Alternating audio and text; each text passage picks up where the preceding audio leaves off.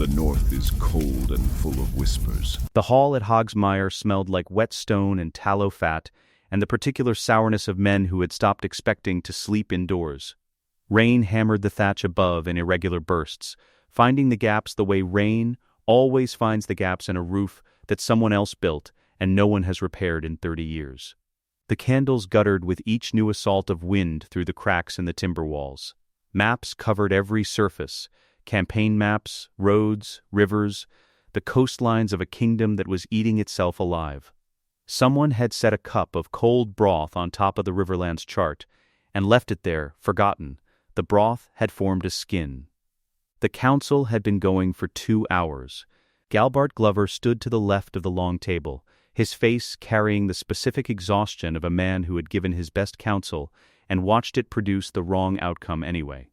Beside him, Sir Brynden Tully, the Blackfish, had positioned himself against the far wall with his back to the stone, watching everything the way a man watches a fire he doesn't quite trust to stay in its hearth.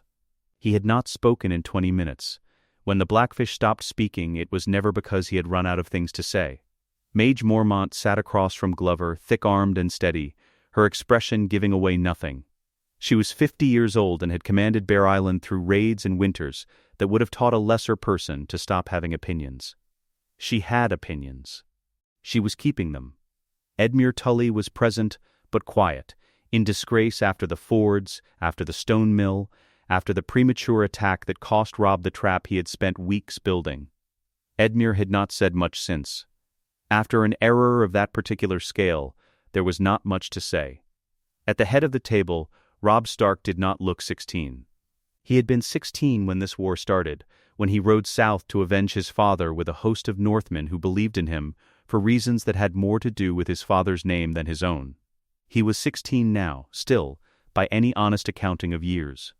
But 12 months of campaign had done to him what it does to boys who survive it. It had taken the softness out. Burned it away the way a candle burns wax, leaving something harder and smaller and more dangerous at the core. His face was leaner. The line of his jaw set in a way it hadn't been before. His red-brown hair was longer than his mother would have preferred, and he had stopped caring about that somewhere around the 3rd month of marching. He had maps under his hands.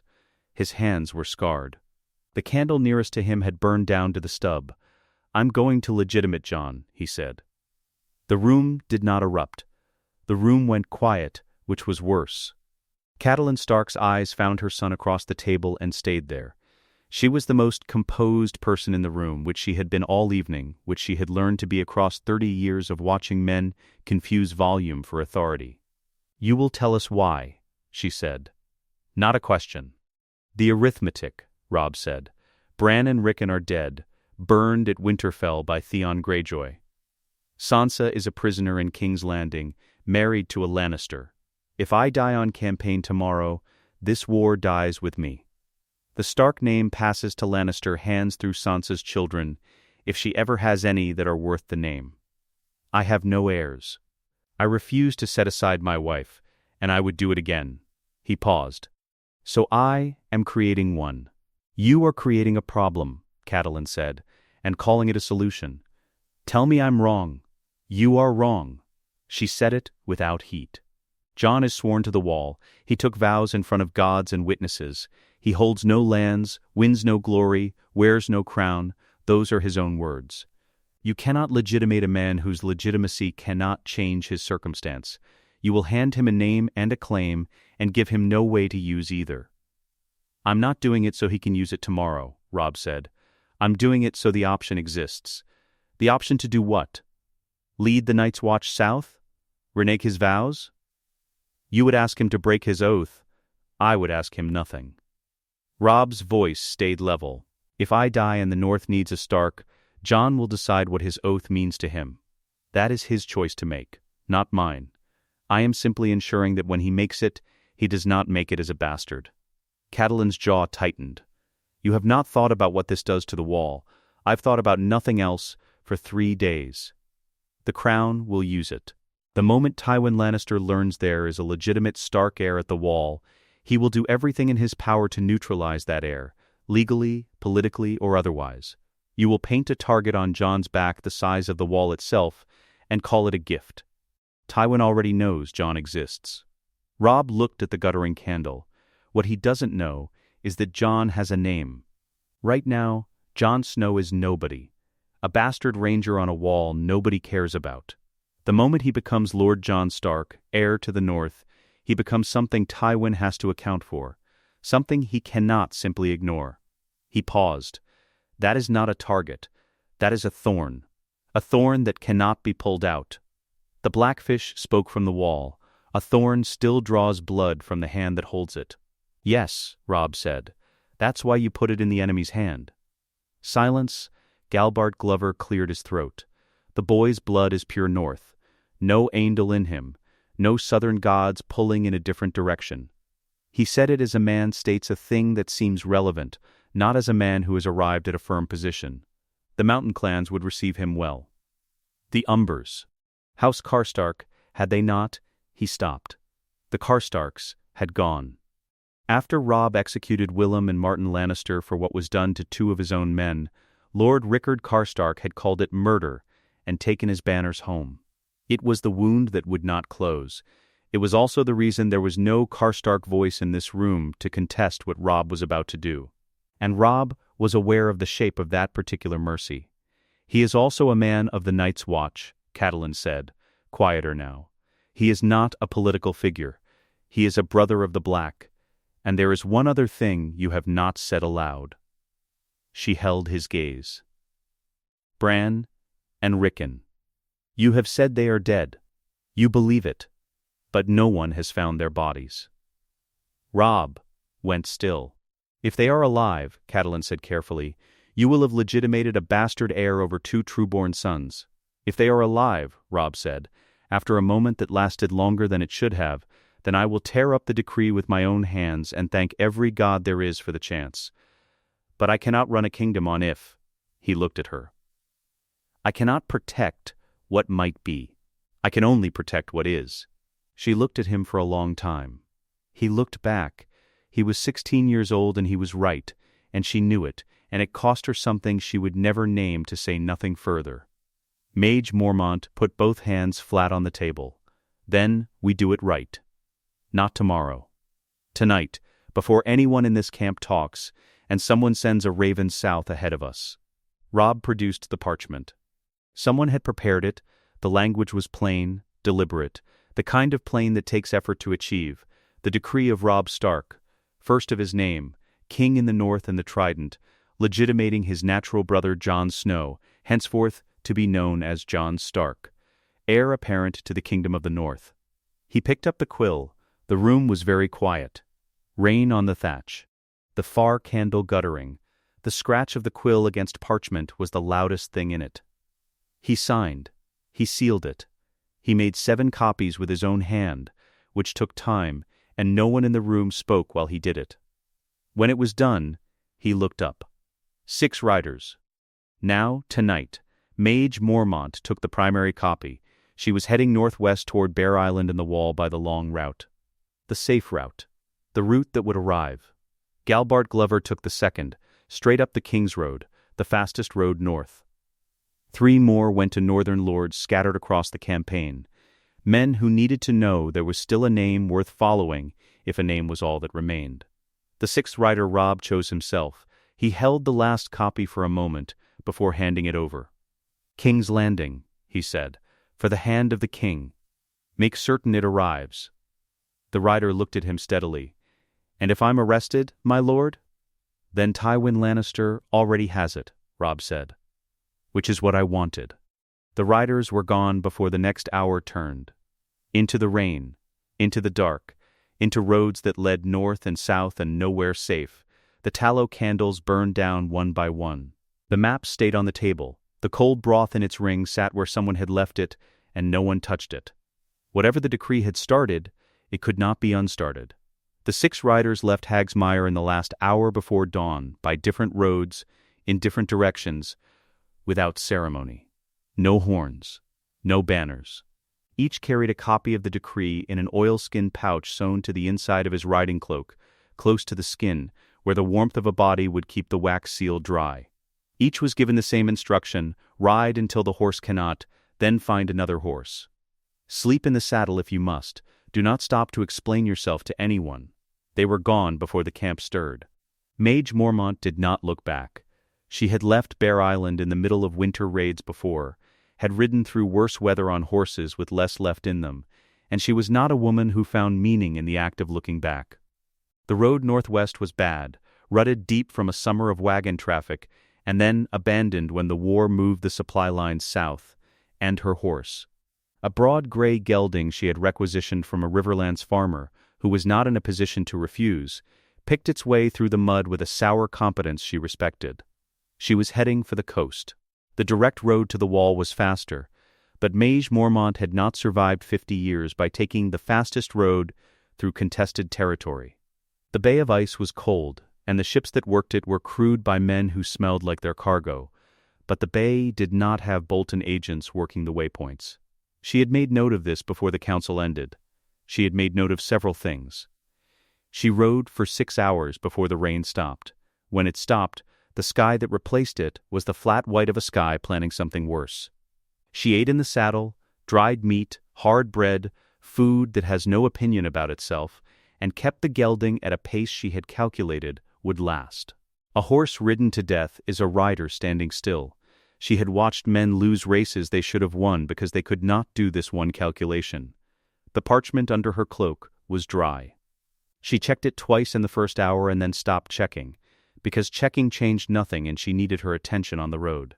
She rode north. Galbart Glover hit the King's Road at midday and turned his horse north and felt the change in the ground immediately. The road was maintained. The Crown kept it maintained because a good road meant armies moved. And armies were the currency kings spent to stay kings, and his horse's pace improved the moment its hooves found the firmer surface. He had 2 men with him, light riders of his own choosing. He had told them only that the message was urgent, and the destination was the wall, and that anyone who asked about either should be told nothing, which they accepted without question because they understood that questions are sometimes weapons. The Riverlands gave way to the north within 2 days. He crossed through the ruins of Moat Cailin, the ancient fortress that had guarded the gap between kingdoms since before any living man's grandfather drew breath, and felt the air change on the other side. Colder, thinner somehow. The trees were different. Darker, taller, shouldering closer to the road as if curious. The birdsong that had followed them through the Riverlands was gone. He noticed the absence before he could name it. "Quiet," said the younger of his 2 riders, his eyes moving to the trees. "The north is always quiet," Glover said, though he was looking at the trees too. The small folk along the King's Road were present but not numerous, and what people there were had the shuttered quality of those who have learned to wait without knowing what they're waiting for. A woman drawing water from a roadside well looked up at the Glover sigil on Galbart's chest, 3 silver castles on orange, and made no expression at all. An old man sitting on a fence watched them pass and did not raise his hand. Word had not reached here yet. In a few days it would. Glover rode harder. The 5th rider had no name in the histories that would eventually be written about this period, because the histories were written by men with access only to what survived, and this particular rider did not. He was young, 20 at most, chosen for horsemanship rather than rank, and his route cut east through the Riverlands toward a northern lord whose cavalry was encamped near the eastern road. His lord was loyal. His mission was straightforward. He rode with the particular confidence of a young man who has not yet learned the specific shape of the mistakes that will be made at his expense. He made it 3 days before Bolton's network found him. There was no drama in it. That was the thing no one told you about the way Roose Bolton worked. The drama was entirely absent. No ambush from the trees. No swords drawn at a crossroads in the dark. A man simply appeared beside him on the road, well-dressed, riding a good horse, carrying what appeared to be sealed correspondence of his own. The man had the accent of the Riverlands, the easy manner of a minor lord's steward, and the kind of face designed to be immediately forgotten. His smile arrived at the right intervals. His questions came gently, one at a time, each one smaller than the last. He asked about the road ahead. The rider answered. He asked where the young man was heading. The rider said, North. He asked what the business was. The rider said nothing. 40 minutes later, the rider was dead in the ditch beside the road. His horse was turned loose to find its own way. The oilskin pouch was removed from inside his riding cloak and placed in the saddlebag of a different horse, which was already moving southeast at a pace that suggested its rider had somewhere important to be. The decree arrived on a table in a riverside keep 3 days later. Roose Bolton read it the way he read everything, beginning to end, without hurry, without visible reaction. He read it twice. He set it face down. He sat in the kind of stillness that only men who have made decisions about other men's lives can manage without effort. Then he called for his writing supplies. In the northern keeps, word spread the way important news spreads through communities that had been waiting for it, without knowing they were waiting, faster than its source, and slightly altered with each telling, but always pointing in the same direction. The fourth rider reached the First Lord's camp on the 8th day. A Mormont cousin commanding 200 spearmen near the northern shore of the God's Eye, and the Lord read the decree 3 times with his lips moving slightly on the formal language. He was not a man who had expected to hold something this significant in his hands this side of the war's end. He held it now carefully, the way you hold a burning coal that is not yet burning you. His own rider was dispatched within the hour. By sundown that day, 3 different versions of the decree's contents were moving through the north, by spoken word, each slightly different in its particulars but identical at its core. King Robb has legitimated the bastard. Jon Snow is Jon Stark now. The king has an heir. In a farmhouse near the last river, a man who had fought at Whispering Wood and come home with a bad leg, and a story heard the rumor from a passing peddler and sat with it a long time before he told his wife. "Is it true?" she asked. "Don't know," he said. But the wolves don't die easy. Never have.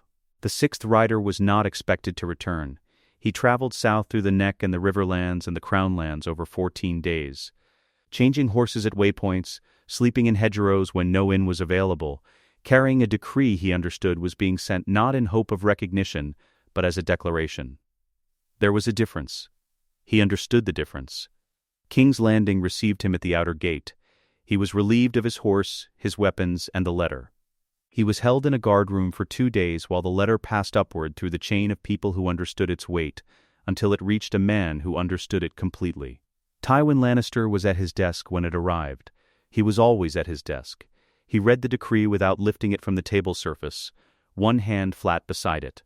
The candle at his elbow throwing a steady light across the Stark seal, and the name written in a king's formal hand. Jon Stark. He read to the end. He folded the parchment. He set it at the corner of his desk, at a precise angle, the way a man sets something he intends to address, at a time of his own choosing. He picked up his quill. He continued the letter he had been writing before the interruption. The candle burned without flickering. The room was very still. The letter he was writing was addressed to Roose Bolton. By the 14th day, the information had moved in 6 directions at once. Most of it arrived. 1 copy was stopped. But stopping a letter is not the same as stopping the words inside it. And words had already crossed distances and found ears in northern houses from the Umber Seat to the mountain foothills. They moved the way truth moves when it has been kept too long from people who needed it, fast and hungry, and slightly transformed in each new telling, but always pointing the same direction. A Stark remains. 3 words, moving through the cold like something alive. The north is full of whispers. It had something new to whisper about now. The yard at Castle Black was frozen mud and bad habits. Jon had been trying to correct both since morning. He had been back at Castle Black for 7 weeks.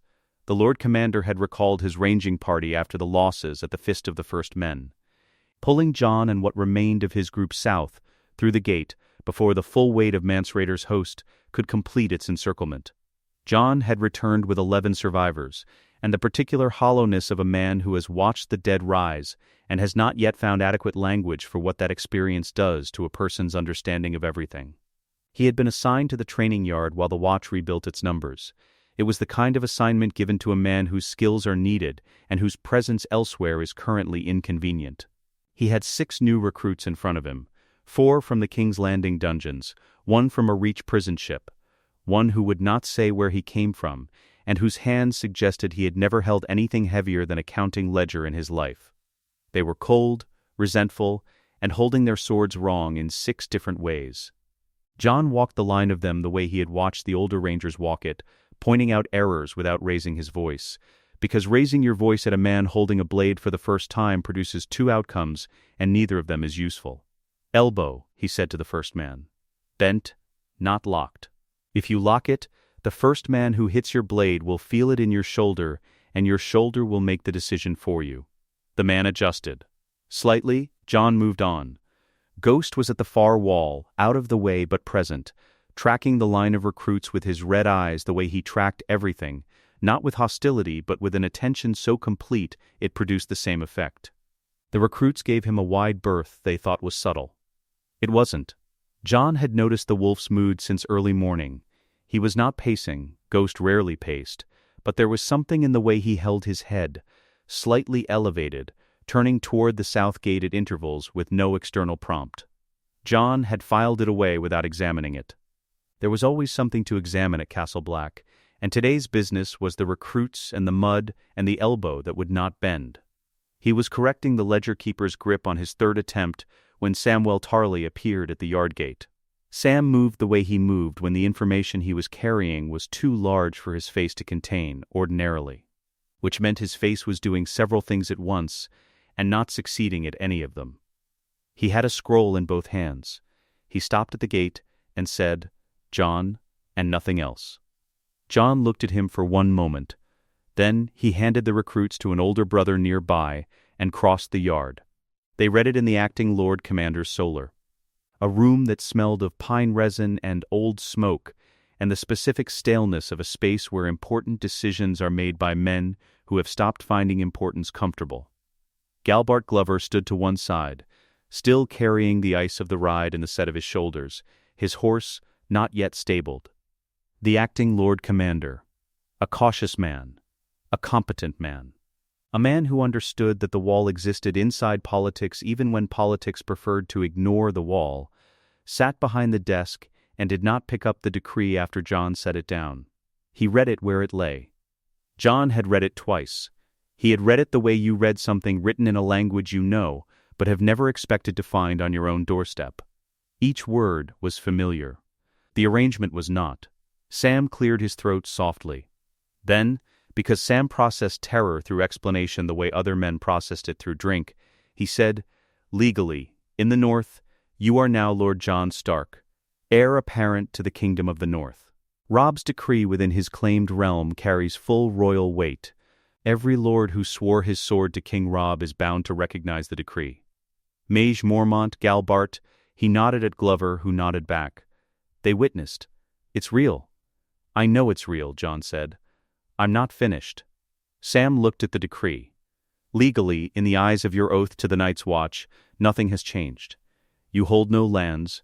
You wear no crown. You live and die at your post." A pause.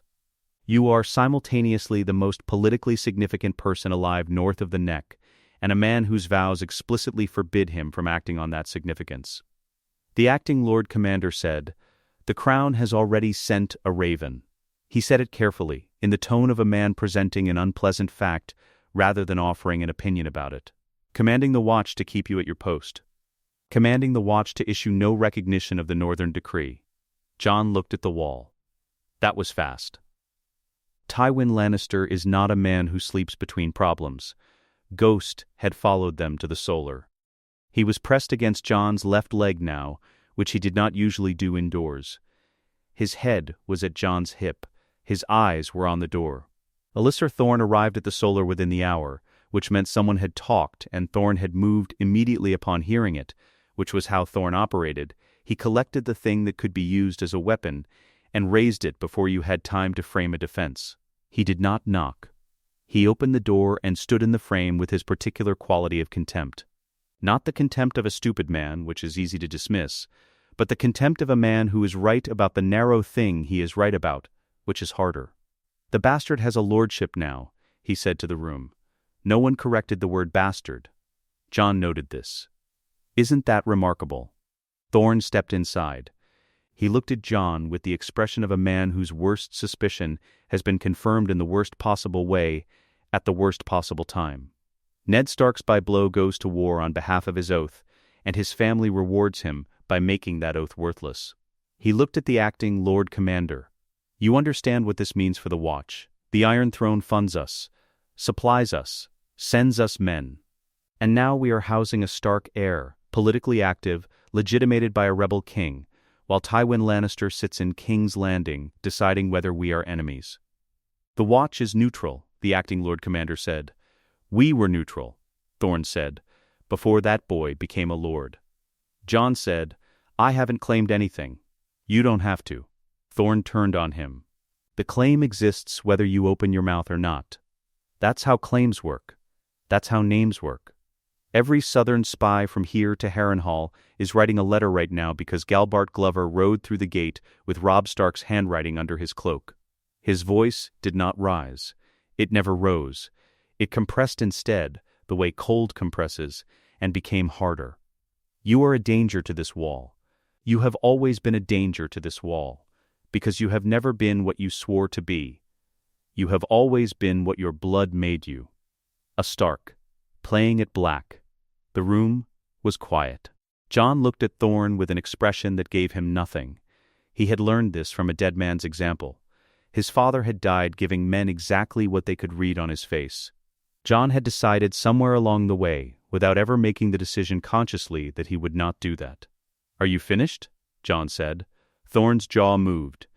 Your oath, I know my oath. Jon said it quietly. I know every word of it. I said it in front of gods and brothers, and I have not broken it. I hold no lands. I wear no crown. I am standing in Castle Black. He picked up the decree from the desk and returned it to the oilskin. Whatever Robb has written does not change what I do tomorrow morning. The recruits still need correction. The wall still needs watching. Thorne looked at him for a long moment. Then he looked at the acting Lord Commander. This is not finished, he said, and left. Ghost watched him go. Jon wrote the letter to Robb that evening, alone in the narrow room that was his. He burned the first draft. He did not keep a record of what the first draft said, and no one was there to observe it, but it took him a long time to write and a short time to decide it was wrong. Too much in it, too much of himself in it, the kind of letter a boy writes. Not the kind a man sends across a kingdom in wartime. The second draft was 8 lines.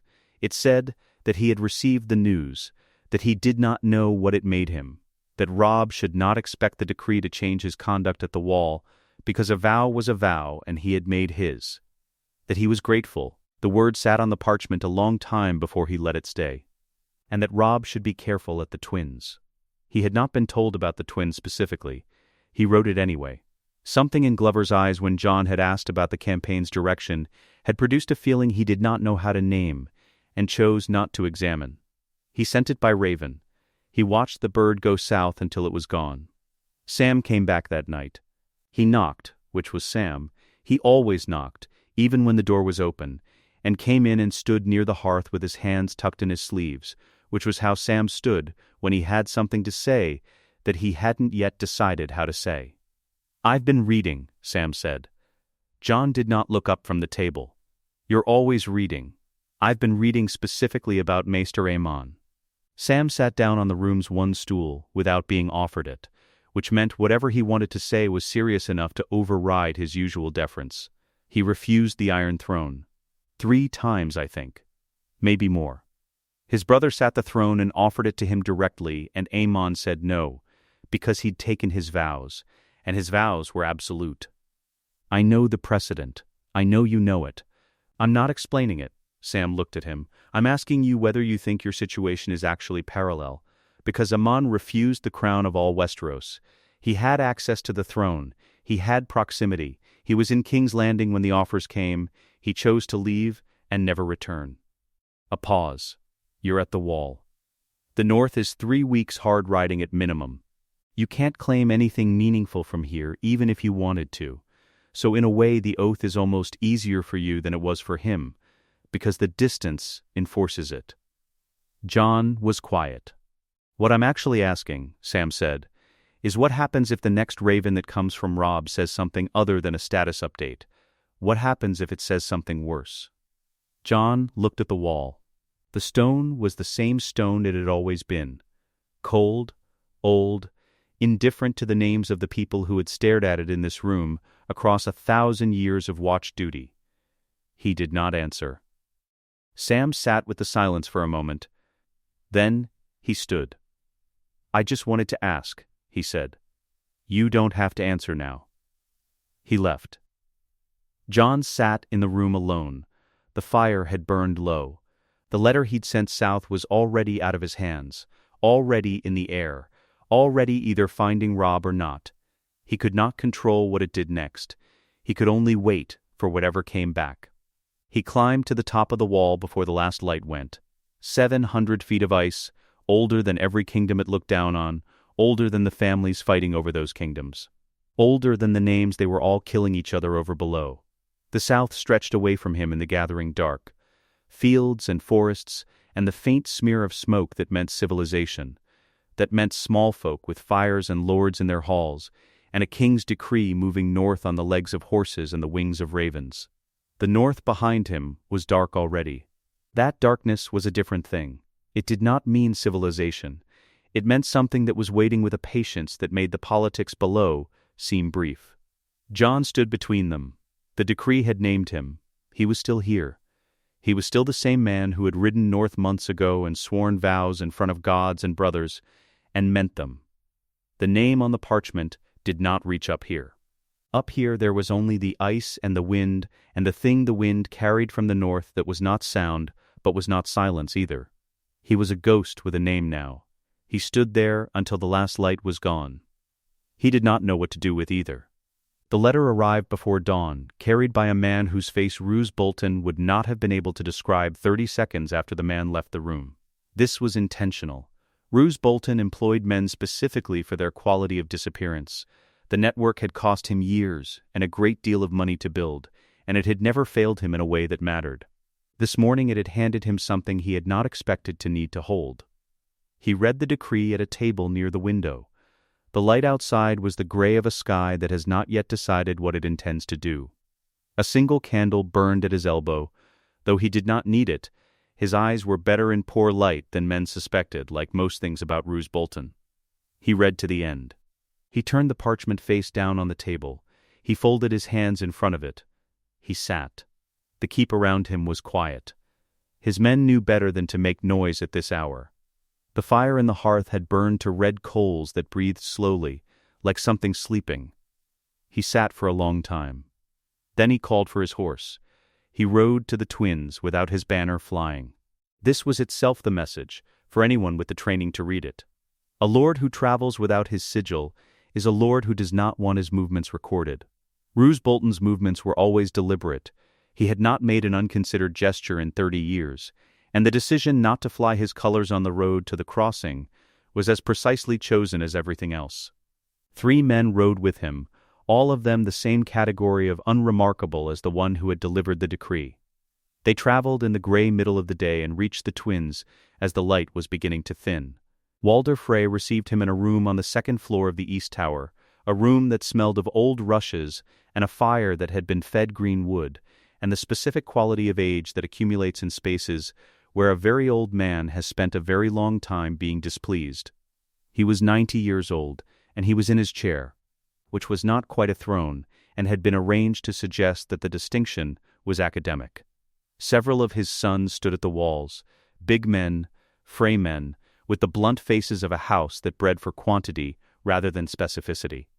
They had been cleared to the perimeter at Roose's entrance, not removed. Perimeter, Walder Frey looked at Roose Bolton with the eyes of a man who has outlived every person who ever underestimated him. "You rode without your colors," he said. "Yes," Roose said. A pause. "Sit down, then." Roose sat. He produced a copy of the decree, the intercepted copy, carefully re-rolled in its oilskin, and set it on the small table between them. He did not push it toward Walder. He simply placed it where it could be read. Walder looked at it for a moment before touching it. Then he picked it up and read it with the unhurried attention of a man who has not survived 9 decades by misreading things that mattered. He He read it to the end. He set it down. "How many copies?" he said. 6 dispatched. 1 intercepted. 5 reached their destinations. Walder's expression did not change precisely. Something adjusted behind it. The wall. Lord Commander Mormont's copy arrived. Galbart Glover delivered it personally. The old man was quiet for a moment. His hands on the chair arms were very still, the hands of a man who has learned that the body reveals what the face conceals, and who has therefore taught his body silence. Then, the bastard knows. "Lord Jon Stark," Roose said, with the careful flatness of a man presenting a fact rather than accepting it. "As of 14 days ago." Walder Frey looked at the fire. He said nothing for 30 seconds, which Roose had learned over their months of correspondence was not silence but arithmetic. "Tell me what you've come to tell me," Walder said. "You didn't ride without your banner to watch me read a letter." Roose leaned back slightly. The mathematics have changed. Killing Robb Stark was always intended to produce a specific outcome, the elimination of the Stark threat. A clean ending. The North without a name to rally to, the war without its engine. Lords who had bent the knee under duress finding their duress conveniently removed. He paused. Killing Robb Stark now produces a different outcome. "The wall," Walder said again. "The wall." Jon Stark, legitimate, named, witnessed by northern lords, is alive and positioned at a fortress that has never fallen to conventional assault in 11,000 years of people trying. He has Night's Watch brothers who follow him. He has northern lords who received that decree and are at this moment deciding what it means. Roose's voice carried no emotion. It carried information, the way water carries cold, not as a quality of its own, but as something transferred from its source. Killing Robb produces not an ending. It produces a transformation. The threat becomes younger and angrier and unreachable. Walder Frey looked at him. "You're telling me the trap doesn't close. I'm telling you the trap closes on Robb and leaves the other wolf standing." The old man cursed. It was not a single curse. It went on for a considerable time, in the manner of a man who has accumulated 90 years of material and has found an appropriate occasion to deploy a significant portion of it. His sons at the perimeter looked at the floor. When Walder stopped, the room felt slightly emptier than before, as if the language had taken up space. Then he fell quiet. His eyes went to the fire. "We've sent ravens to King's Landing," Roose said. "Tywin's response arrived this morning. Before yours." "And?" Roose produced a second letter. He handed it over. Walder read it. His expression as he read was the expression of a man receiving a second medical opinion from a physician he does not entirely trust. He set it down on top of the decree. "He says to proceed," Walder said. "He says he will neutralize Jon Stark legally. The Iron Throne will issue a counter-decree nullifying the legitimation. Jon Snow is a Night's Watch brother. His vows hold him north of the wall, and the Watch answers ultimately to the crown. He argues that a bastard-born lord with no castle, no treasury, and no standing army cannot sustain a campaign long enough to matter." A pause. "He argues that he will handle the wall. We handle the Starks." Walder turned the 2 letters face down, one on top of the other. He looked at his hands. They were the hands of a man who had signed a great many documents across a very long life, and who understood that the interesting thing about a signed document is never the signing. It is what comes after. Tywin Lannister, he said, has never been north of the neck. No, he thinks the north is like the Riverlands. He thinks it's about castles and gold and men who follow whoever holds the papers. The old man's voice had dropped. It had the quality of a thing being examined rather than stated. He has never watched a northern lord make a decision. They don't make decisions the way southerners do. They don't calculate. They bleed. His eyes moved to Roose. "You know the north. I know the north. Does his plan work?" Roose considered the question the way he considered all questions, not as a problem to be solved, but as a landscape to be read. The legal mechanism works if Jon Snow honors his vows, if the Watch oath holds him at his post, if he receives the news about the twins and does nothing. He paused. That is what Tywin is betting on. That a man of honor will honor his oath even when his brother is being murdered. Walder looked at him. "The Starks," Roose said, "have a tendency to honor their oaths past the point where honoring them is survivable. It is their defining quality and their defining weakness." Tywin is not wrong to bet on it. Another pause. Shorter. I am less certain than he is. The fire breathed. Something in the green wood hissed. We proceed, Walder said. Yes, but we adjust. The old man's eyes were sharp, calculating, moving between the letters in the fire and some internal accounting that only he had access to. Pull back the outer guard rotation on the causeway approach. I want the Starks to feel the welcome. I want them relaxed and drinking when it starts. He tapped the arm of his chair. And arm another 40 men inside the hall. Behind the tapestries. Not the side halls, the tapestries. Closer, Roose nodded. The music starts when I give the signal, Walder said. Not before. And not until I am satisfied the boy king has eaten enough salt to make the gods notice. His voice was flat and absolute. Guest right cuts both ways. I will not have it said I violated it before they arrived. I will have it said I was betrayed first. Roose looked at him. That is a fiction. All law is fiction, Walder said. The useful ones are just told better. Roose stood. He took both letters from the table and put them inside his cloak. He left the decree face down. At the door, Walder said, Bolton. Roose stopped. If the wolf at the wall comes south after. The old man did not finish the sentence as a question. He left it open the way a man leaves a door open when he wants to see what comes through it. Then we will have a different problem, Roose said. And we will solve it differently. He left. The horses were still being watered when Roose mounted. His men fell in without speaking. The banner stayed rolled in its oilskin on the pack horse. He rode back the way he had come, without hurry, through country that was technically someone else's to govern, and practically his to move through at will. Because that was the nature of this particular moment in this particular war, the men who held the papers were not always the men who held the ground. He thought about Jon Stark on the wall. He thought about Tywin Lannister's certainty. He thought about the particular species of mistake that very intelligent men make when they believe their intelligence has already solved a problem that the problem has not yet agreed to. He did not think these things with any expression on his face that the men riding behind him could read. He simply rode south through the gray afternoon, through a riverlands that was waiting, like everything else, for what was coming next. The trap was set. He was not entirely certain it would close. The outriders came back clean. That was the first thing. Robb noted it the way he noted everything on campaign, not as reassurance, but as data. Filed alongside everything else the road had shown him in the last 2 hours. Clean outriders meant no hostile movement on the approach. It meant the causeway was clear, the tree line undisturbed, the bridge unblocked.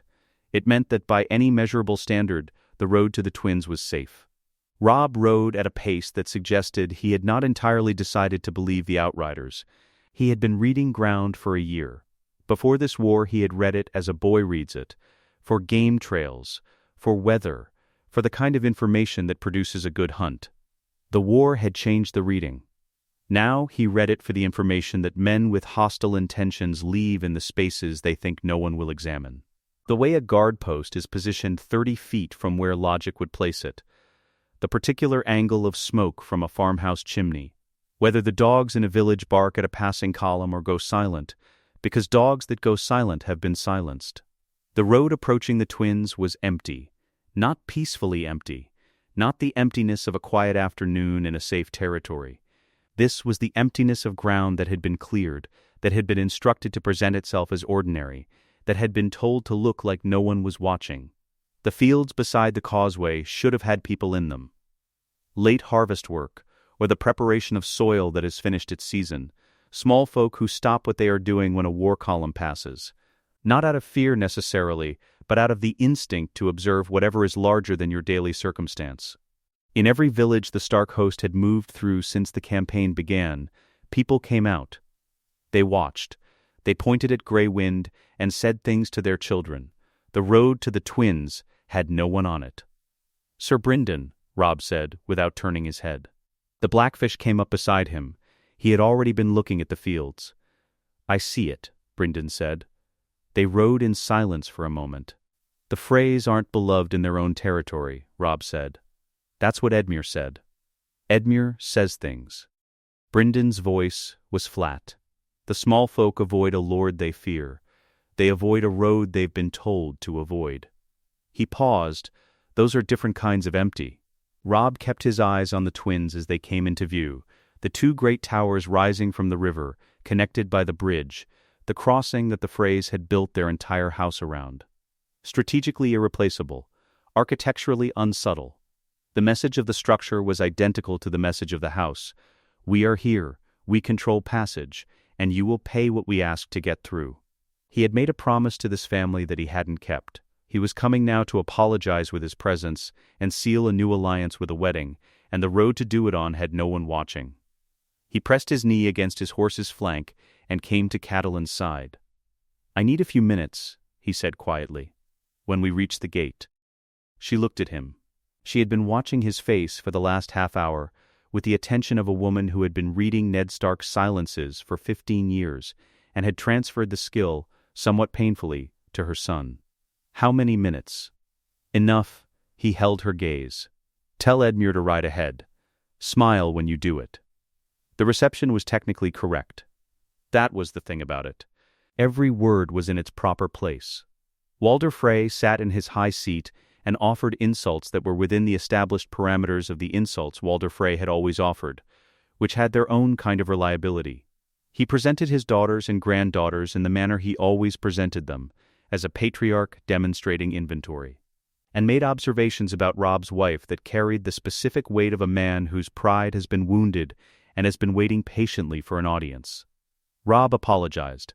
He had prepared the apology carefully, and he delivered it without flinching, which was the only way to deliver it, and Walder received it with the expression of a man swallowing something that still has corners.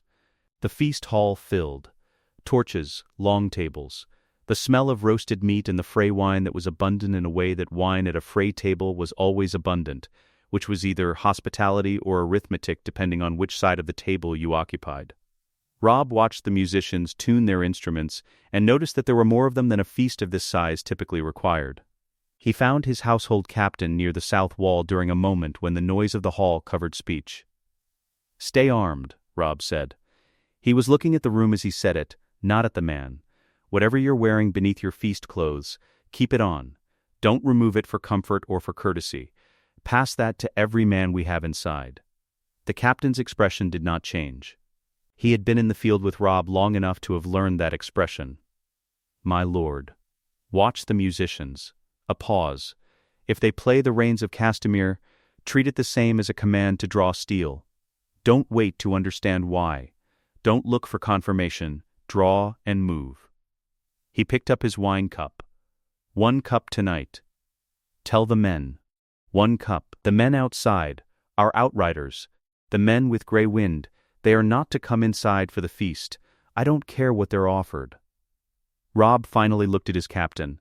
"If they hear the Rains of Castamere coming from inside this hall, they are to cut Grey Wind loose and ride for the nearest position we can hold. Not to help. To carry word." The captain absorbed this.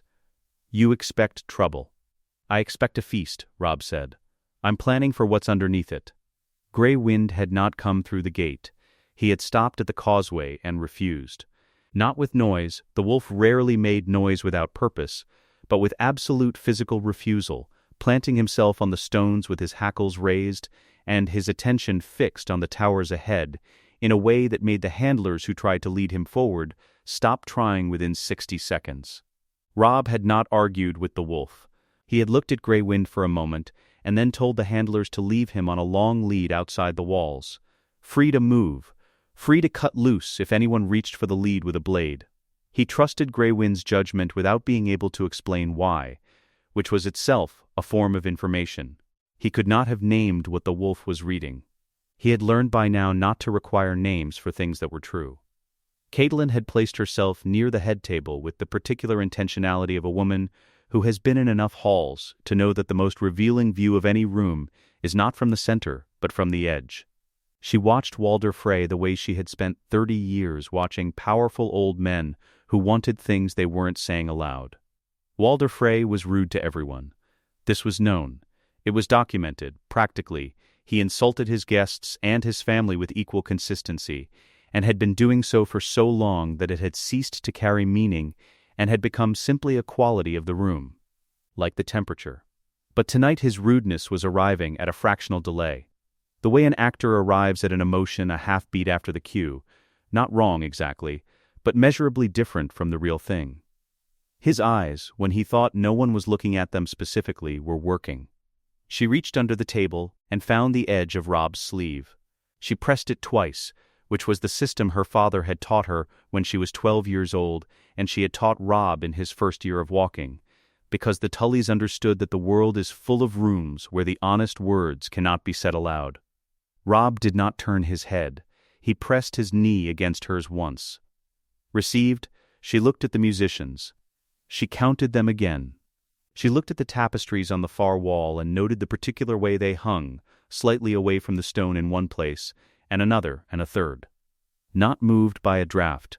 Drafts do not come from the same direction at 3 separate points along a flat wall. She thought about the road they had ridden in on. She thought about gray wind at the causeway. She picked up her wine cup and brought it to her lips and did not drink. The feast wore on.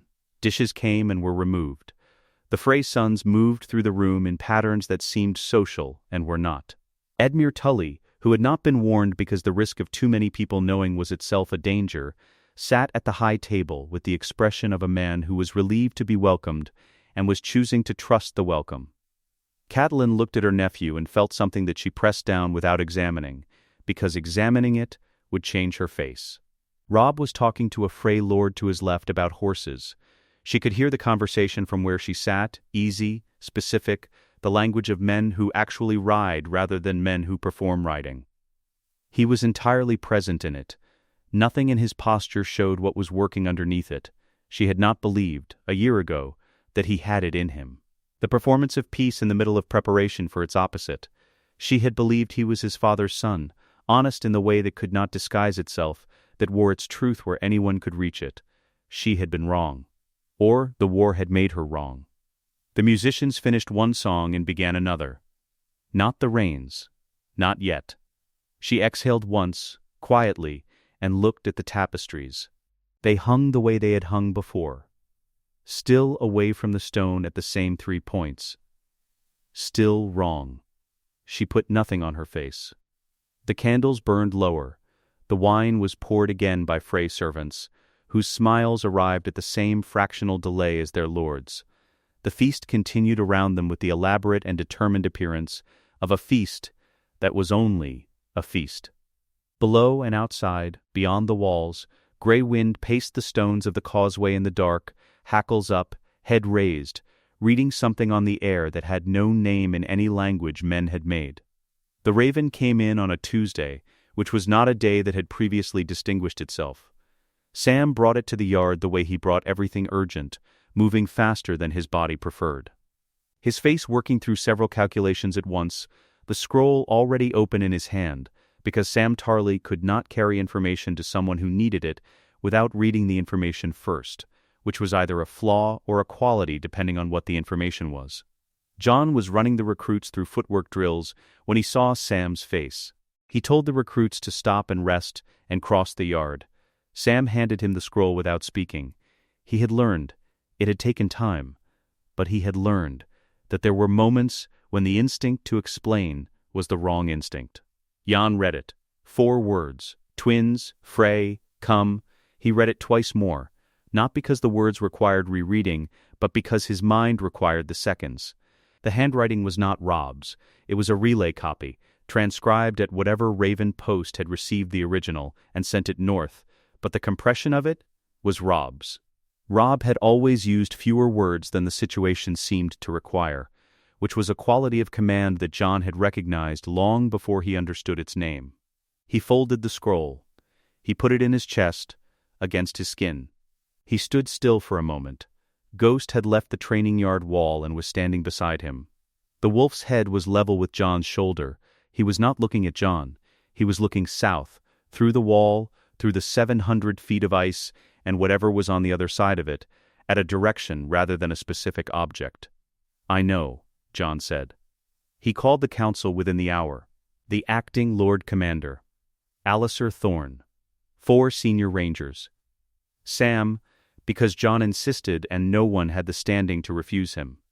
They gathered in the solar, and Jon placed the scroll on the desk without preamble, and said, "My brother is under siege at the Twins.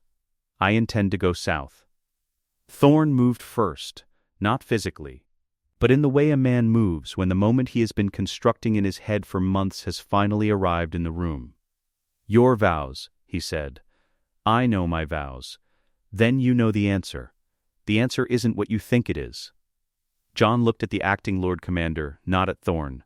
"The Crown's Raven arrived 4 days ago, commanding the Watch to keep me at my post. I've read it." He paused. "I'm not asking the Watch for permission. I'm informing the Watch of my intention. There is a difference. The difference," Thorne said, "is the difference between a deserter who announces himself and a deserter who doesn't. The outcome is the same."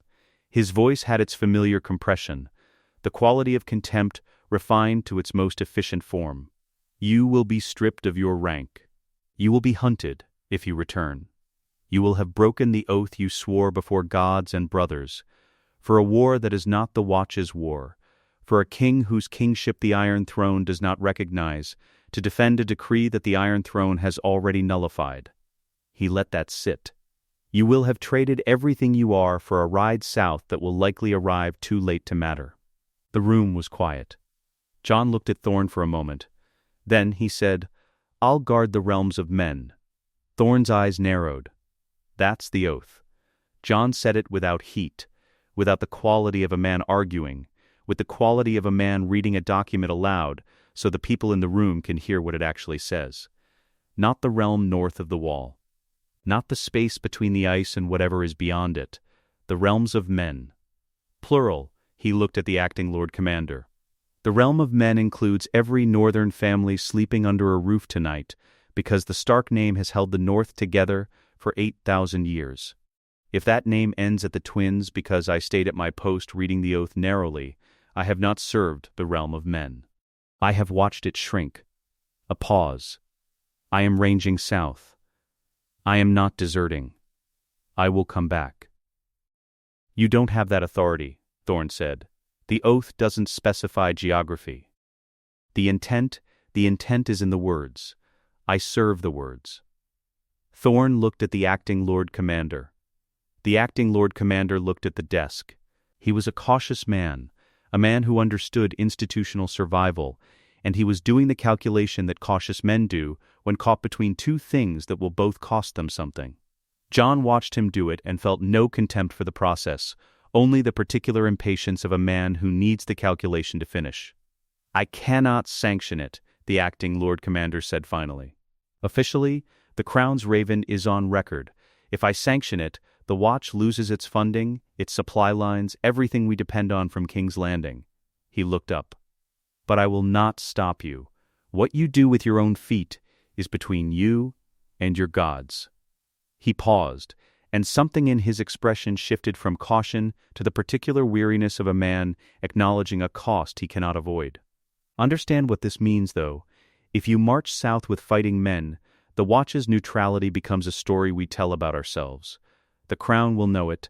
Every lord in Westeros will know that we looked away.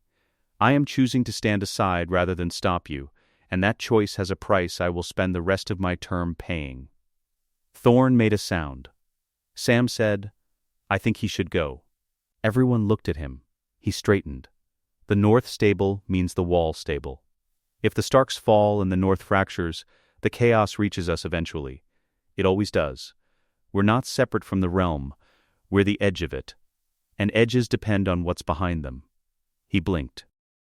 Also, Robb Stark signed a decree that Jon is his heir, which means if Robb dies and Jon was here when it happened, when he could have gone, then the North has no Stark, and the Watch has made itself the instrument of that outcome. He looked at Thorne. "I'm not certain the Iron Throne's goodwill is worth that cost." Thorne looked at Sam the way a man looks at a piece of furniture that has said something. Jon said, "Who comes with me comes as a volunteer. I'm not ordering anyone." He picked up the scroll. "We leave before dawn." He went to the Wall's gate as the sun was going down. Beyond the tunnel, in the open ground just north of Castle Black, Tormund Giantsbane had been camped with his people for 3 weeks, after the losses at the Fist of the First Men, after Jon's return south through the gate. A faction of the free folk had separated from Mance Rayder's main host, not surrendered, not exactly, but drifted toward the wall in the manner of people who have looked at the arithmetic of the coming winter and arrived at an uncomfortable conclusion. They were perhaps 300 in number, camped on the northern side of the gate in a rough arrangement that the Watch had chosen to acknowledge rather than contest, because the Watch was in no position to contest anything just now. Tormund was at his fire when Jon came through the gate into the northern cold. He looked up. He did not greet Jon warmly. He was not a man who performed warmth for people he was still measuring, but he watched Jon cross the ground toward him with the attention of a man who has learned that the way a person walks toward you tells you what they're about to ask. Jon told him what the scroll said. He told him where the twins were. He told him what he intended. He did not dress it as a request with obligation attached. He said, "I am going south to my brother. I am asking whether you and your people will come." Tormund did not answer immediately. He looked at the fire. "Crows don't have brothers," he said. "They have the Watch. I did not say I was going as a crow." Tormund looked at him. His eyes were small and quick and had seen enough to make most things unimpressive, but they were working now in the way they worked when something had genuinely caught his attention. "You would break your vows for a brother. I would interpret them differently for a family. That is a thing a Southerner says when he means the same thing as what I just said." Jon held his gaze. "Come or don't. But if you come, I need every person who can fight." Tormund was quiet for a long moment. The fire crackled. Somewhere in the camp behind him, voices rose and fell in the free folks' language, indifferent to what was being decided at the fire's edge. "I cannot promise you they follow your orders," Tormund said finally. "My people don't follow orders. They follow people they respect. You have some of that respect. Not all. Some, a pause. I'll tell them what you're asking and why. Those who want to come will come. I won't command it. I'm not asking you to command it. How many you need, as many as will come." Tormund grunted. He stood. He was a very large man, and standing made him larger. "I'll speak to them tonight. We'll see what the morning brings." He looked at Jon steadily. "And Jon Snow. If we do this, we do it together, you and I equal say on how the march runs, not you giving orders and me translating. Both of us deciding. It was not the easy camaraderie of established allies. It was the careful negotiation of two people who respect each other enough to require terms." Jon recognized the difference and accepted it. "Agreed," Jon said. Jon changed before dawn. He took off the black. He did not do it ceremonially, without announcement, in the narrow room that was his at Castle Black, in the dark before the Watch changed. He folded the black cloak and placed it on the bed. He put on the gray northern wool, the color of Stark granite and winter sky, the color he had grown up believing was not his to wear. He was pulling on the riding cloak when he noticed the direwolf sigil on the left breast, rough stitching, gray thread on gray wool. Someone had worked it into the fabric overnight without asking, and he recognized the hand, one of the wildling women from Tormund's group who had been watching him for months with the particular attention of someone working out a problem. He looked at it for a moment. He put the cloak on. Ghost was waiting at the gate. More than 2,000 free folk had agreed to come, men, women, hunters, fighters, people who had their own reasons and needed no one else's permission to act on them. They arranged themselves in the loose non-formation that was the closest the free folk came to a column. Stretching back into the dark in every direction, producing a sound that was less noise than presence, the sound of a very large number of people who have decided to move and are moving. Jon rode through the gate. He did not look back at the wall. Ghost ran ahead, white against the dark road, and the column followed them south into the gray morning. A body of free folk marching toward a southern war, for reasons that would have made no sense to the people they had been 5 years ago, and made complete sense now. The King's Road opened before them. Jon rode in gray. The wall grew smaller behind him. He did not measure the distance. There was only the road ahead and the sound of feet and the raven that was already somewhere between here and the twins, carrying 4 words that meant he was already too late to do anything but ride, as though he wasn't. The column reached the tree line north of the causeway on the 42nd day. Jon pulled his horse up at the edge of the trees and looked at the twins across the open ground and did not move for a long moment. Beside him, Tormund looked at the towers with the expression of a man revising a prior estimate. The estimate had apparently been optimistic. 2 towers, Tormund said, connected by a bridge, on a river. Yes, Tormund considered this. How long has the boy king been inside? 3 weeks, give or take. Jon had done the calculation 15 times on the road without arriving at a different answer. He has maybe 90 men left. Food for another week? Probably less. He paused. He is wounded. How wounded? Enough to need a crutch, not enough to stop commanding. Jon knew this from the signal fires, a system of horn blasts and fire positions he had taught Robb's outriders before they crossed the neck, a rough code capable of communicating the barest facts across distance. Alive, East Tower. Hold, the fires had confirmed the shape of things the night before. Robb alive, East Tower held, still standing. The fires could not carry more than that. Everything else Jon had pieced together from scouts he had sent to the tree line in the days before the march reached the twins. What they had brought back was enough to plan with. Jon looked at the walls. He was reading them the way he had learned to read the wall, not for what they showed, but for what they assumed. The twins' defensive scheme faced south. Every arrow slit, every gallery position, every patrol route he could observe was oriented toward the causeway approach, toward the road that armies used, toward the direction that Frey men had been watching for 3 weeks. The eastern riverbank wall was lower, less maintained, designed to prevent people from leaving rather than from arriving, because the Freys had always assumed that anyone approaching the twins by river would do so in a boat, and a boat is a thing that can be seen. The free folk were not going to come by boat. He turned to Tormund. The east wall. Along the waterline. Tormund looked at the wall. He looked at the river, which was cold and fast and deep in the middle, and somewhat less, all 3 of those things close to the eastern bank. He looked at the wall again with the specific attention of a man who has spent 40 years identifying things that can be climbed and things that cannot. The mortar is old, Tormund said. Yes, old mortar means gaps. Gaps mean holds. He tilted his head. The water is cold. It won't kill them before they reach the wall. No, Tormund agreed. It'll just make them angry. He looked at Jon. Angry is better. The Frey scouts on the north wall saw them at midday. Jon watched the scout appear at the battlement, look at the tree line, look again, and then move very quickly away from the parapet. He gave the castle approximately 30 minutes from that moment. 30 minutes for the scout to find a sergeant, the sergeant to find a captain, the captain to find someone who reported to Walder Frey, and the message to travel from person to person until it arrived in the old man's ears. He imagined the message. He had some sympathy for the man who had to deliver it. Men in the tree line, my lord. A man in gray on a white horse. A white wolf, the size of a pony. Coming from the north. He gave it 30 minutes. It took 25. The castle gates did not open. The walls above doubled their garrison. He could see the movement of men on the northern parapet, crossbowmen repositioning, officers shouting things that did not carry across the distance.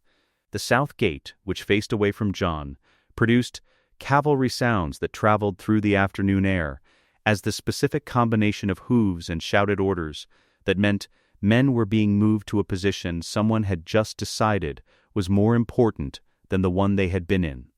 He's pulling his river patrol, Jon said. Tormund, who had appeared beside him without sound in the manner he had always appeared without sound, looked at the walls and read the same thing.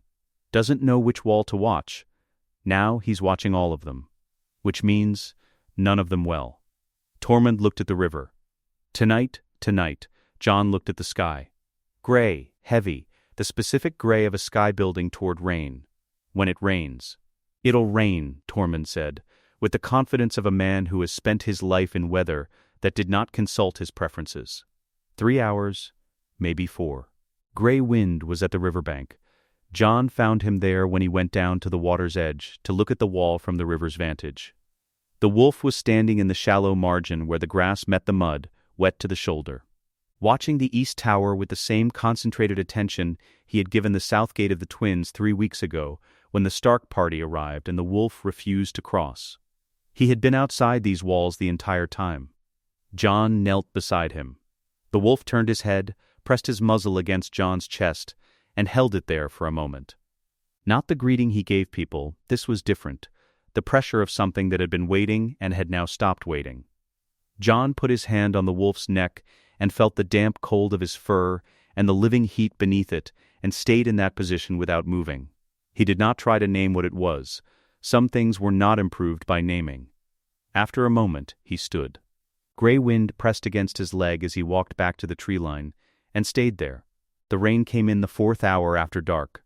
Not gradually, the sky opened the way the sky opens in the riverlands in late season, which is to say without warning and without sentiment, a solid curtain of cold water that erased the stars and turned the ground to a surface that reflected nothing. The visibility on the Frey walls dropped to the length of a torch, and torches in that rain were arguments rather than facts. Tormund took his climbers to the river. Jon had seen the free folk move before, had moved with them beyond the wall, had watched them cross terrain that southern men would have classified as impassable without the kind of lengthy deliberation that kills momentum. They moved into the river without hesitation, without the intake of breath that cold water produces in people who have not accepted cold as a condition of existence rather than an insult. They moved across the current in a loose file, finding the shallows where Tormund had identified them, reaching the east bank wall in the dark and the rain with crossbowmen on the parapets above, who were watching the wrong direction. The first man reached the wall and found a hold. Then another. Then 20. Then the wall above the twins began to move in ways that walls are not supposed to move.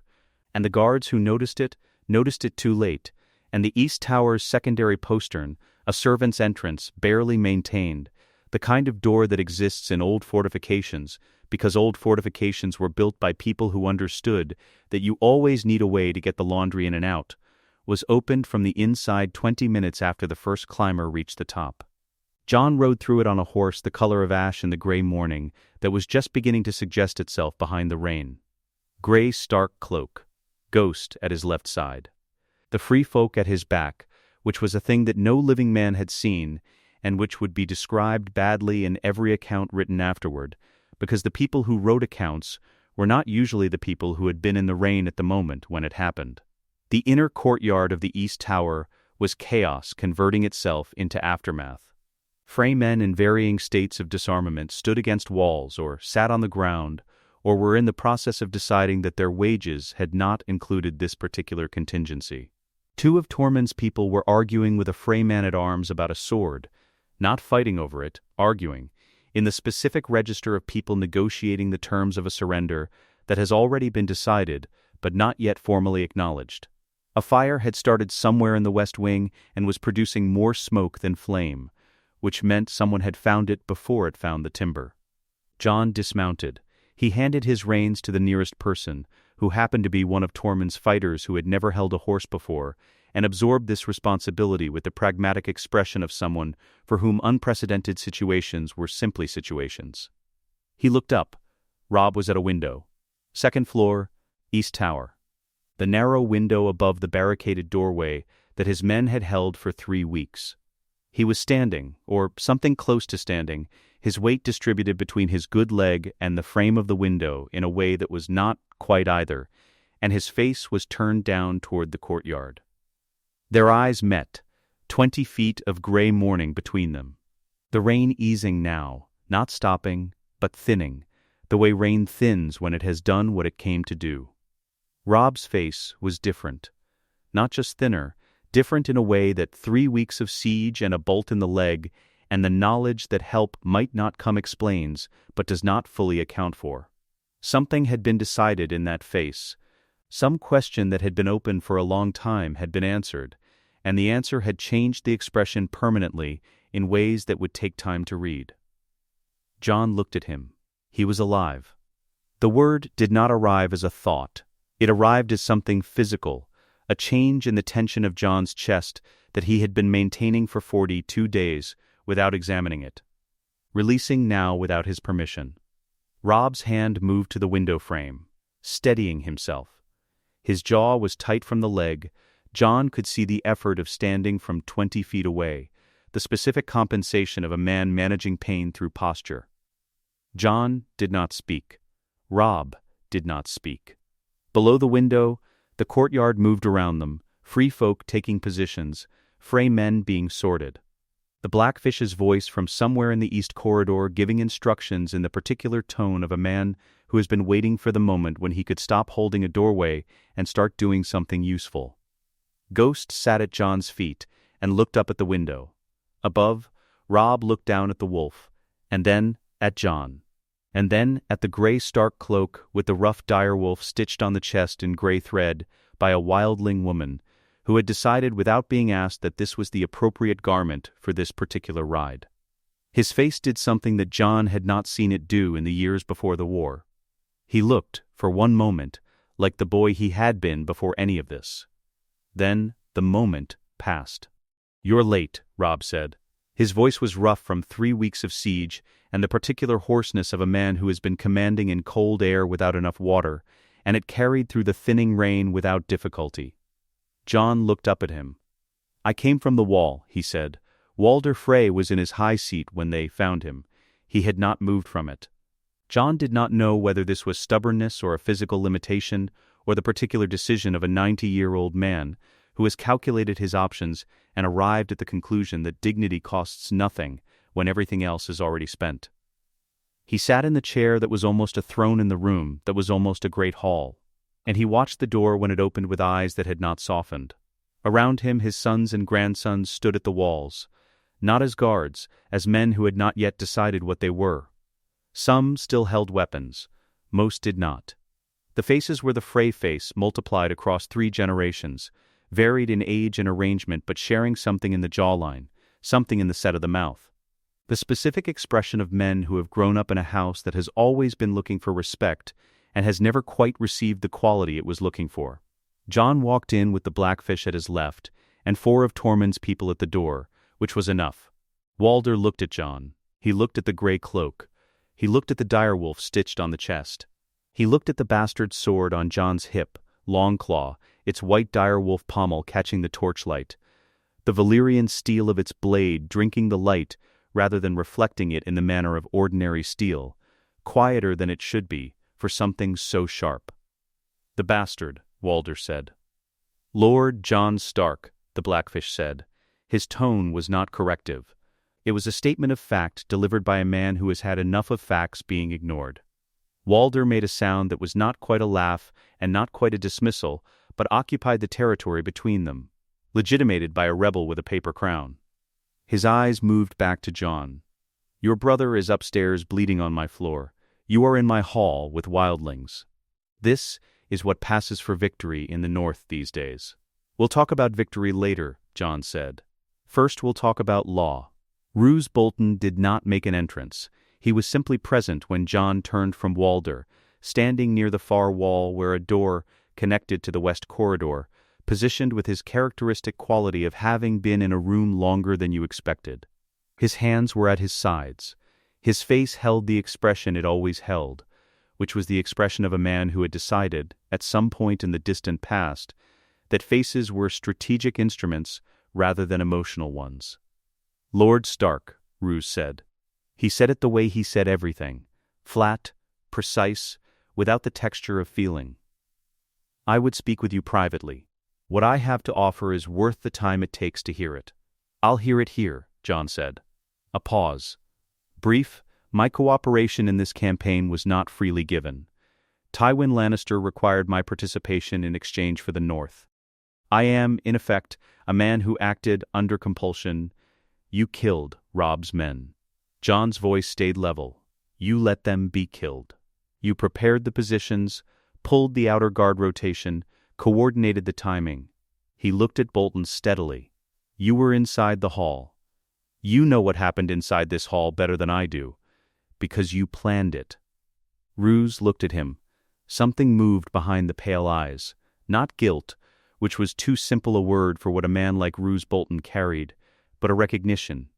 The recognition of a man who has made his calculation and is now receiving the answer and finding that it matches what he expected in the worst sense. I can be useful, Roose said. Everyone thinks that, Jon said, right up until they stop being able to think it. Robb came down for the trial. He should not have. His leg was not healed. Jon had seen the wound when they finally spoke.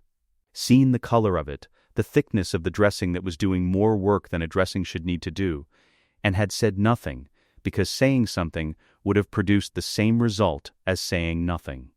Robb came down on a crutch, with a Stark man at each side, who understood their function was proximity rather than support. And he entered the great hall and stood at its center, and the room arranged itself around him the way rooms arrange themselves around a king. He looked at Walder. He looked at Roose. He said nothing for a moment.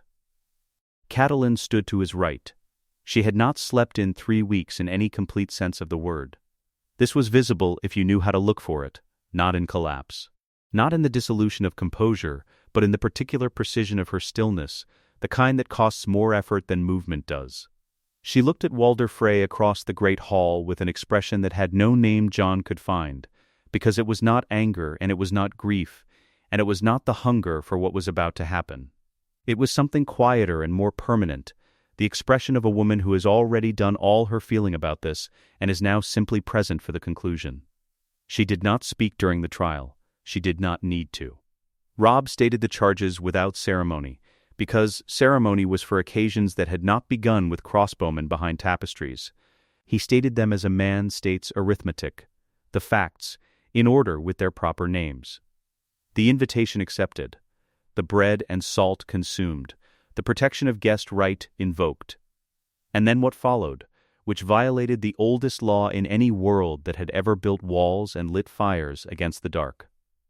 In the laws of the first men, Robb said, which this family swore to uphold when they swore to the Starks, which every lord in this room swore when they called themselves Northmen or allies of the North, the guest right is absolute. It is not a courtesy. It is not a tradition.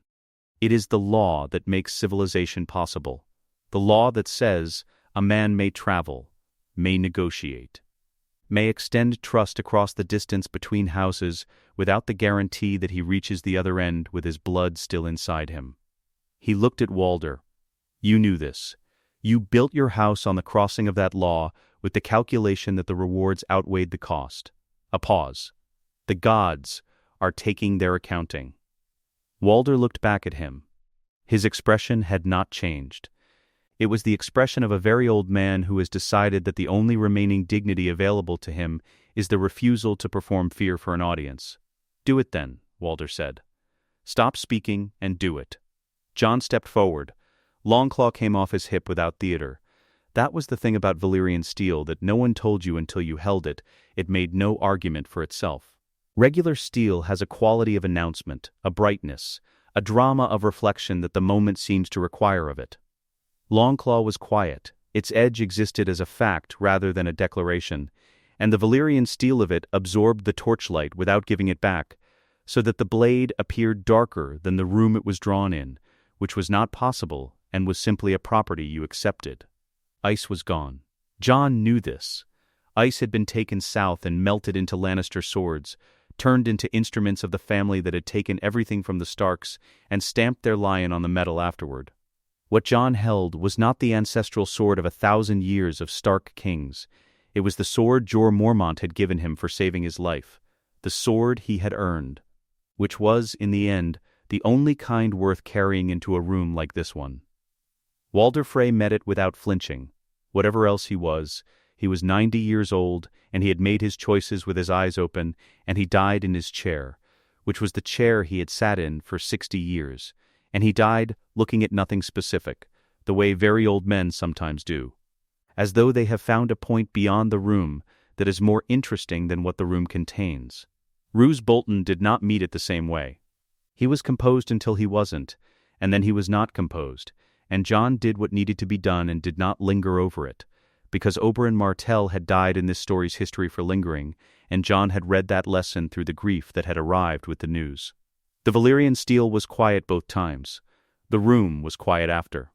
They spoke in a room above the hall, the three of them, Robb, Catelyn, Jon, with the door closed and the sounds of the castle being sorted, filtering through the stone, in the distant way that sounds filter through stone, present, but manageable.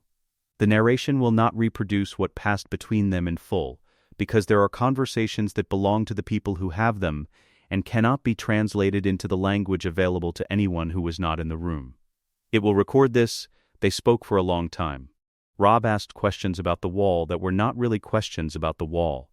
Jon answered them with information about the wall that was not really information about the wall. Catelyn said less than either of them, which meant she said the things that mattered most when she said them, which was how she had always operated.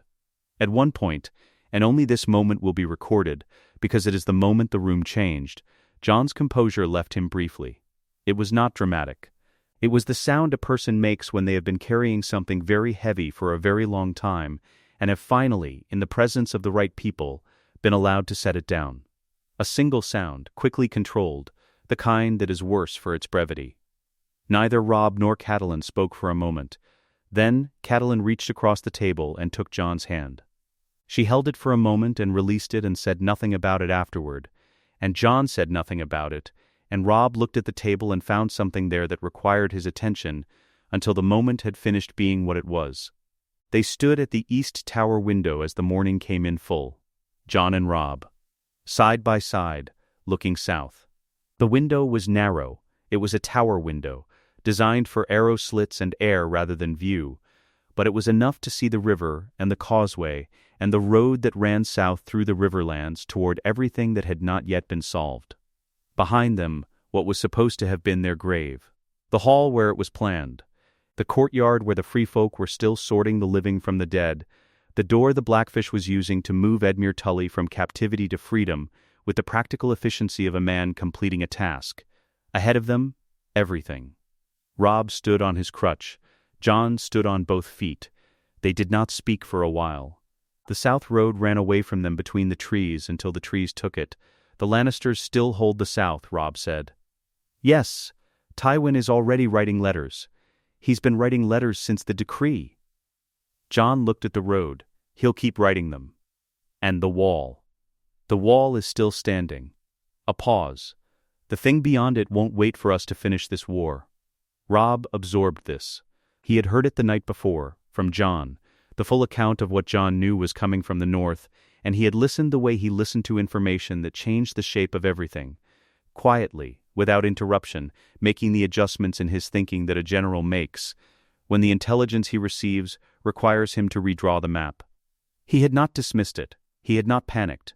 He had simply added it to the weight he was already carrying, which was considerable, and straightened under it. Then we move faster, Robb said. Jon nodded.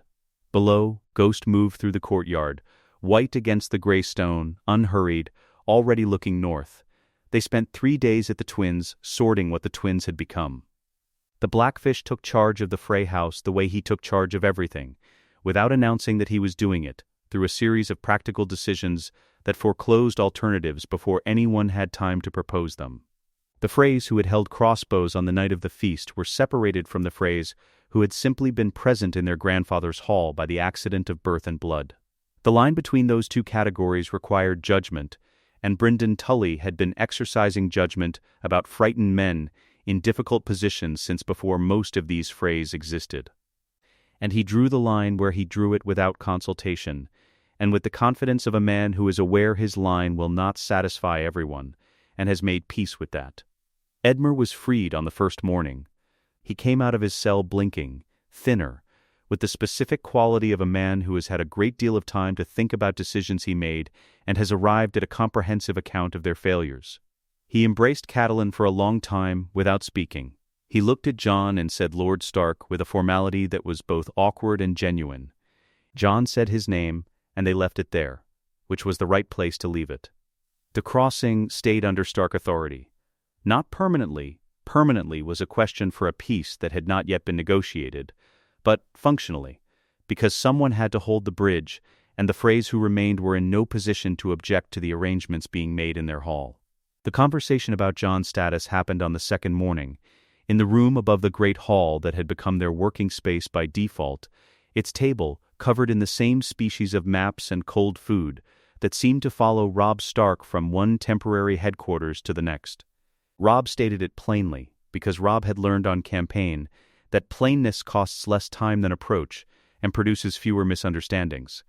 I need to know what you are, what you're willing to be. Jon looked at the maps. I'm a Night's Watch brother who came south on arranging. That fiction has a limited life. Most useful fictions do. Jon looked up. I go back to the wall, Robb. That's not negotiable. I took the vows, and I meant them, and I will not use your decree as a reason to pretend otherwise.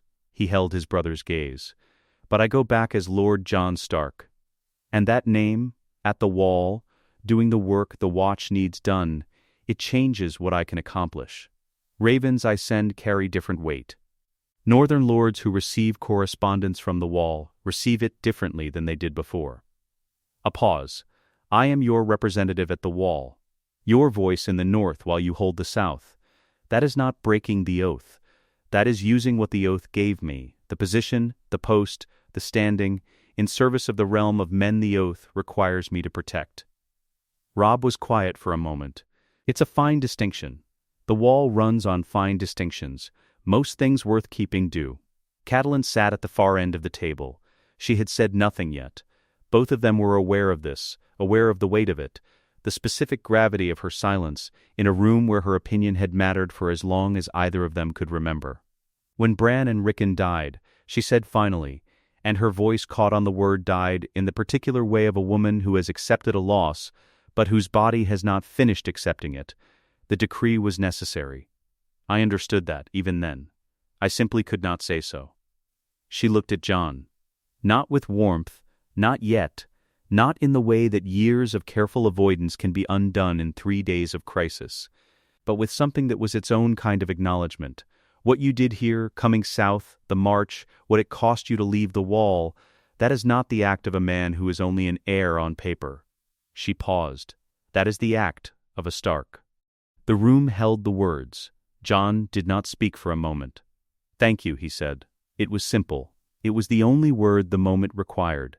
There was one thing they did not resolve, because it could not be resolved with the information available. Robb said it on the third morning, the morning of Jon's departure, standing in the courtyard where the free folk were already beginning to arrange themselves for the march north. He said it in the manner of a man stating something he has been examining from multiple angles and has found no angle from which it looks different. Bran and Rickon, we have no bodies. Jon looked at him. I legitimated you because I believed they were dead, Robb said. Mother said it then, and I'll say it now. If they are alive somewhere, if they escaped Winterfell before Theon burned it, if they are moving through the north right now with Hodor and Osha and whatever gods decided to complicate this story. He stopped. The decree stands either way. You are Jon Stark. That does not change. But Jon, if they are alive, there are questions we will need to answer that I don't have answers to yet. Jon was quiet. I know, he said finally. I wanted to say it. I know that too. Jon looked at the sky, which was the clean gray of a morning that is finished with its rain and is presenting itself honestly. If they are alive, we find them. We bring them home. And then we sit around a table and we figure out what the North needs. All of us together. And we do that instead of any plan any of us has made alone. He looked at Robb. Pack logic. Robb almost smiled. Pack logic. They embraced in the manner of men who have discovered, through circumstances that required the discovery, that the embrace is not a performance of affection, but a practical acknowledgement of what the other person's continued existence means to the ongoing project of your own. Jon rode north with his free folk and one white wolf in the gray cloak, and the 4 words that Robb had sent him, and that had become, in whatever account would eventually be written of this, the turning point, the small hinge on which the large door moved. The wall appeared on the horizon on the 15th day, rising out of the northern distance with the irreducible fact of something built at a scale that does not ask permission from the landscape it occupies. 700 feet of ice, older than every name that had been spoken in every room Jon had been in for the past 6 weeks. Older than Stark, and Frey, and Lannister. Older than the war and the throne, and the system of obligations that the war was being fought over. He stopped his horse when he saw it. Tormund pulled up beside him. He looked at the wall the way he always looked at it, not with awe, which was the southern response, but with the complicated expression of a man whose entire life had been defined by a thing he was now on the other side of, which produces feelings too numerous and contradictory to organize. Home, Tormund said. He said it the way he said everything, as an observation without performance. Yes, Jon said. He rode the last miles. King's Landing received the news on a morning when the small council had other business. The raven arrived and was processed through the chain of people who understood its weight. And it arrived on Tywin Lannister's desk before the morning session, and he read it at his desk, and he set it flat on the surface in front of him, and he looked at the candle burning at his elbow. The raven said that Robb Stark had survived the twins. It said that Jon Stark had come from the wall and broken the siege.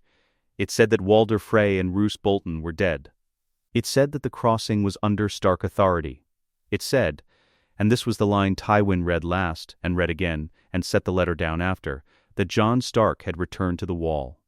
That the Night's Watch brother had marched south and marched north again. That he had not taken a castle, had not claimed a seat, had not done the thing that Tywin had gambled he would be too bound by honor to do in the first place, and then had done the thing that Tywin had gambled he would be too bound by honor to do in the second place, which was leave again when the work was finished. Tywin Lannister had spent his entire life ensuring that a Stark threat could not be two things at once. A Stark was either a prisoner or a general. A bastard was either invisible or overreaching. A man was either bound by his vows or free of them. Jon Stark had been simultaneously bound and free, had ranged south and returned north, had broken nothing and preserved everything. He picked up his quill. He stared at the blank parchment for a moment that was longer than his blank parchments usually produced. He had built the trap with patience and gold, and the sophisticated architecture of a man who understood that the most durable cage is the one its occupant constructs from its own sense of honor. He had assumed that honor, applied with sufficient pressure, becomes paralysis. He had been wrong about one thing. He had assumed Jon Snow was a bastard acting like a lord. He had not considered that Jon Snow was a lord who had chosen, every day for years, to act like a brother, and that a man who makes that choice daily, consciously, has not been caged by honor. He has been sharpened by it. Tywin began to write. He called for a writer before the letter was finished. He said 4 words. Send for the mountain. The north does not announce itself. It simply continues, the mountains, the forests, the cold that arrives each year not as a surprise, but as a return. Something that went away briefly, and has come back to the place it considers its own. The rivers run where they ran. The trees hold what they held. The wall stands where it has always stood, at the edge of what men have named and beyond the beginning of what they have not. Jon Stark rode through the tunnel in the ice as dawn broke over the eastern range. Castle Black received him as it always received people coming in from the south, with the particular attention of a place that has learned to watch arrivals carefully. Because the wall sits at the edge of the world, and the edge of the world does not guarantee that everything coming through it means well. Alliser Thorne was at the gate. He looked at Jon. He looked at the grey cloak. He looked at the free folk settling into the northern ground behind him. He said nothing. He stepped aside. Ghost went through first. Jon followed. He did not stop in the yard. He walked to the wall, to the elevator, to the long cold ride up the face of it, and he stood at the top as the dawn came in full and looked north, where the thing that was coming was still coming, patient as it had always been patient, indifferent to the names and wars and letters and executed lords that occupied the south. And then he looked south. Somewhere south, Robb Stark was riding back to his campaign with a crutch under one arm and a decree on the books and an army that had survived what it was not supposed to survive. Somewhere south, Catelyn Stark was writing letters. Somewhere south, Tywin Lannister was reading the answer he had received and was already building the next question. And somewhere in the north, in places Jon could not see from the wall, in places that had not yet sent word, there were perhaps 2 boys moving through the trees with a giant and a woman and a pale calf direwolf, alive in defiance of every account that said otherwise. The north was cold and full of whispers. It had 2 Starks now where it was supposed to have none. The pack had survived. Let us know what you'd like to see next. The end.